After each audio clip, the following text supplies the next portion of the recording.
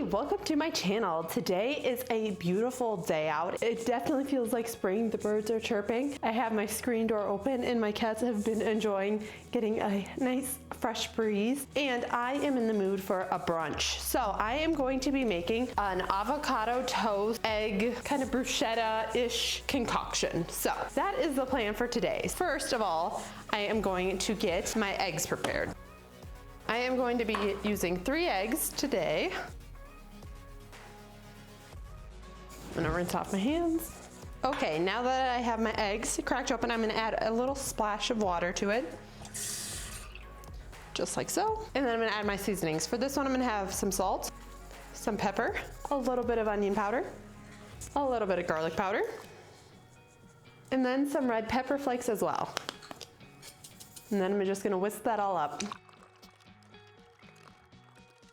Okay, and once that gets all scrambled up, we're gonna add it into our pan.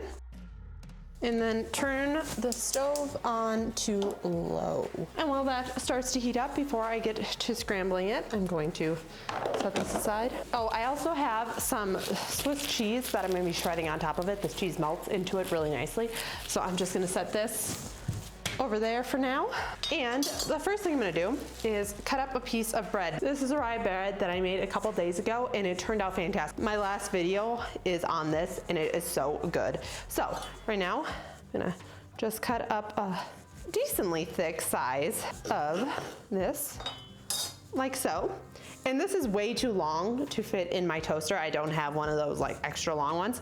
So then I'm just going to cut the bread in half as well, so it will fit. Then I'm just gonna set them in there, but I'm not gonna press it down yet. I'm gonna wait until the eggs are closer to being done. There's that. And then I'm also going to chop up a tomato. This is gonna be kind of like our bruschetta. And I don't have fresh basil like I normally do, so I'm going to add in a spoonful of pesto, and it will give it that basil-y taste. So I'm gonna just chop up my tomato. Okay, and then we're gonna go the other direction. It's always difficult chopping up tomatoes, especially when it gets down to the lower ends.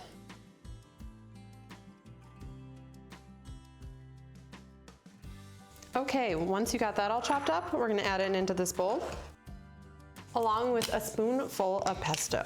I don't want like a huge spoonful, but enough to get that basil flavor. Say that's about a tablespoon.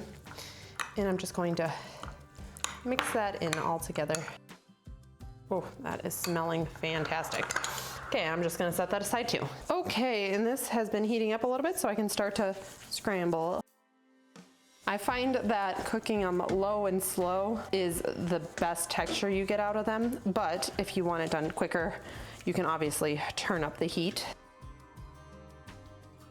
Now, while I'm waiting for that to cook, I'm just gonna get a little cleaned up.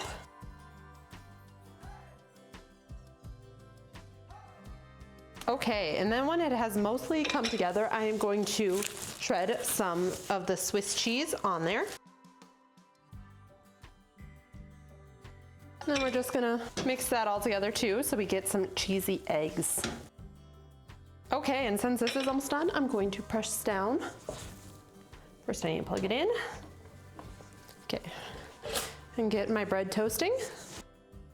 It starts out slow and then everything comes together really fast. So what else am I gonna need? Got a knife, a fork. Okay, and take this off the heat. And kind of form the eggs to the shape of the bread. Awesome. Just set that there for now.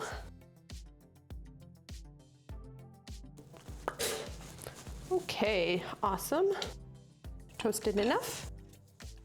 So I got my toast out. Now for the avocado, I'm gonna be using this chunky guacamole that I got from Costco because I do not have a whole avocado. But if you do have a whole avocado, just cut it up into slices and then you can mash it onto here, and I would season it with at least salt and pepper or any other seasonings you would like to go with it. This is already seasoned with stuff since it's guacamole and I really like the flavor of this, and it will work out nicely for the avocado. Take half of it and spread it on one, and the other half and spread it on the other. This also spreads out quite nicely. Okay. Okay, now that I got the avocado on, it's time to add the egg. I'm just gonna cut them in half. Slide this one onto here. Perfect. This is looking so good. Got that all settled. Okay, now it is time to add our tomatoes that have the pesto on it. Put that on top carefully.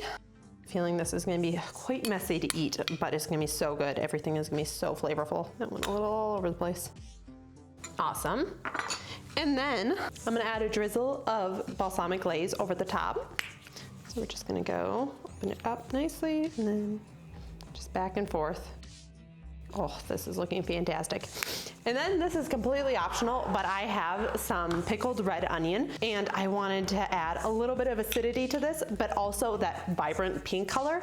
And so I'm just gonna add a couple little onions. You don't want too many of them, but a few just to garnish. And again, this is completely optional. If you don't have these or don't like them, don't worry about it. This is looking so good. I'm loving all the different colors on this with the green and the red and the pink and the yellow.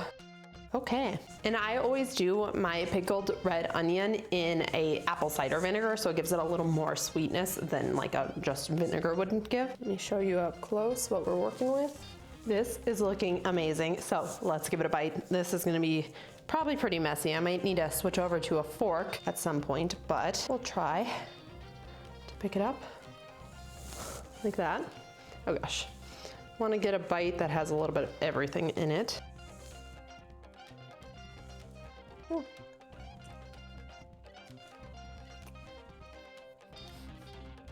I'm gonna set that down. This is so good. All the flavors come together wonderfully. I love the guacamole avocado on the bottom. It has a lot of flavor, and since it's a guacamole, it does have a little bit of acidity from a lemon or a lime or something. I'm not too sure. The eggs are cooked perfectly. They're the perfect texture, and they were seasoned great, so I'm very happy with that. The tomatoes on top, it definitely gives that kind of bruschetta feel with the tomato, and the pesto really brings in that basil flavor, which I love. The pickled onion on top has a great sweet but acidic flavor at the same time, so that's a fun little play, and it's a little crunchy too, so that adds a nice texture to it. And the balsamic glaze on top was perfect. That also adds a nice sweetness to it, so it all comes together and makes this wonderful tasting brunch. So I'm very happy with how this turned out. I'm gonna use a fork for the rest of it because it is quite messy. Oh, I forgot to mention, the rye bread on this is also so good. It complements everything great, but you can really use whatever kind of bread you want. It doesn't need to be rye by any means. Whether it's homemade or from a store, it'll still be great.